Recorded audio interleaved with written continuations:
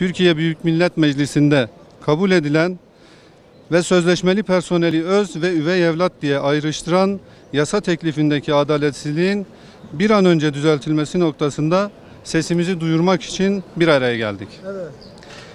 Toç Birsen ve Bayındır Memursen il ve şube başkanlıklarımızca 81 ilde eş zamanlı olarak milletvekillerimize mektup gönderiyor ve bir kez daha hakkımız olanı istiyor, kadro mücadelemize destek bekliyoruz diye haykırıyoruz. Hatırlanacağı gibi geçtiğimiz günlerde Türkiye Büyük Millet Meclisi'nde sözleşmeli personelin sözleşme sürelerinin 4+2'den 3+1'e düşürülmesine yönelik içinde pek çok eksikliğin ve eşitsizliğin dolu olduğu yasa kabul edildi.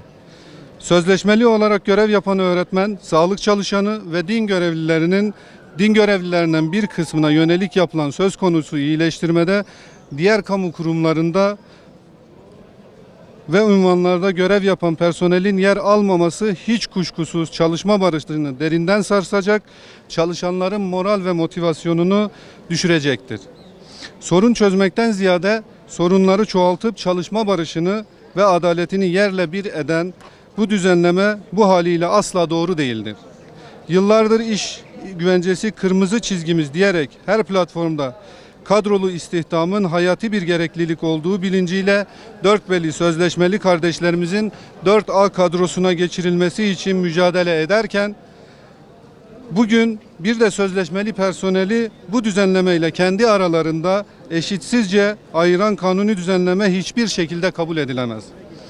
Bazı kamu çalışanlarını bu düzenlemeyle sevindirirken diğerlerine üvey evlat muamelesi yapılması toplumsal ve çalışma hayatındaki dengeyi bozmanın yanı sıra anayasamızın temel eşitlik ilkesiyle de asla bağdaşmamaktadır.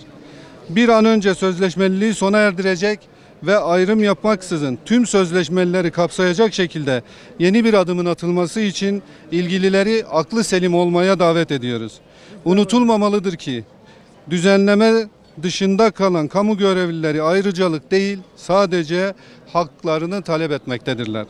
Ayrıca geçtiğimiz gün meclisteki bazı kanun ve kanun hükmünde kararnamelerde değişiklik yapılmasına dair kanun teklifinin görüşüldüğü genel kurulda Milli Eğitim, Kültür, Gençlik ve Spor Komisyonu Başkanı Emrullah İşler'in personel rejimine ilişkin farklı talepler olduğunu biliyoruz ve önümüzdeki dönemde AK Parti olarak bunları ilgili paydaşlar ve kurumlarla görüşerek kapsamlı bir şekilde ele alacağız.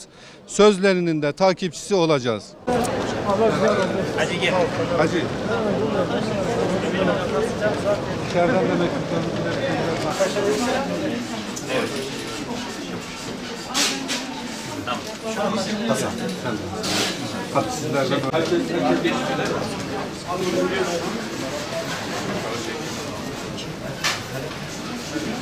Şu şeylerden